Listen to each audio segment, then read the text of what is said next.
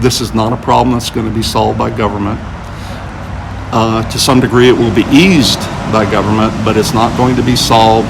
Government has limitations that only public citizens can infill for.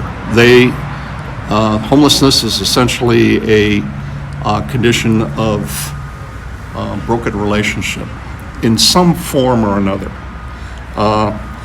There is a personal component, a personal responsibility for being homeless, but there are also social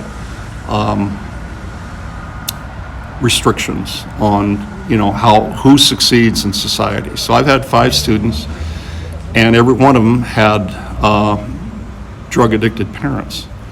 And so it's, when they're in my class at age 12, you could be predictive and say, this person's not going to have a successful life. They're intelligent, they're smart enough, they may not do well in my class, but you can see that socially they're having issues, and so they end up homeless. So what can we do as private citizens? Engage, greet them with your eyes. Don't do eye avoidance. Don't walk around them.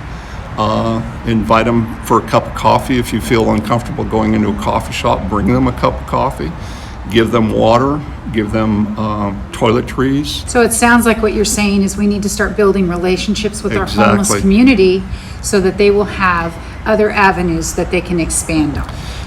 Friendships Exactly. and creating relationships, I believe, is the savior and the ladder to a successful life. It's investment, personal investment in other people, and we need to change from a mindset of they ought to do something about that to a perspective of what are we can I doing? do about yes, that? what can I do about it? Yeah, I agree. and personalize it. Exactly. What's my involvement? Am I sympathetic? Well, how far does that go? And look how many things that a person can do. I mean, it goes beyond Right. just being able to bring them that cup of coffee or give them some clothes. Right. It goes way beyond that, but I think people are afraid. So for people that are afraid, Brad, what would you tell those people? Go in pairs or threes. Go along with organized leaders or groups that are already working with the homeless. Show up at places like Brother Benno's, Interfaith, volunteer there. Get to know the culture of homelessness and how people are dealing with it. For ladies, we don't have a house here in Fallbrook that we can house women in. So I have to refer them to caseworkers down lower in North County, like Brother Benno's in Oceanside or Interfaith Community Solutions over in Escondido. Okay. So we've had some success with Brother Benno's. They have helped. I had a former student that they helped with rent.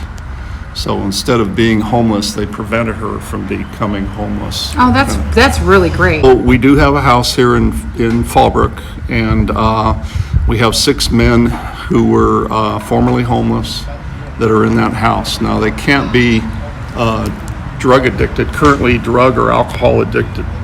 They have to be clean, which means So they've already gone through a program and they've got their walking papers and Right. they are deemed clean, and then they're Right. accepted into the program. Right. They So- met the criteria.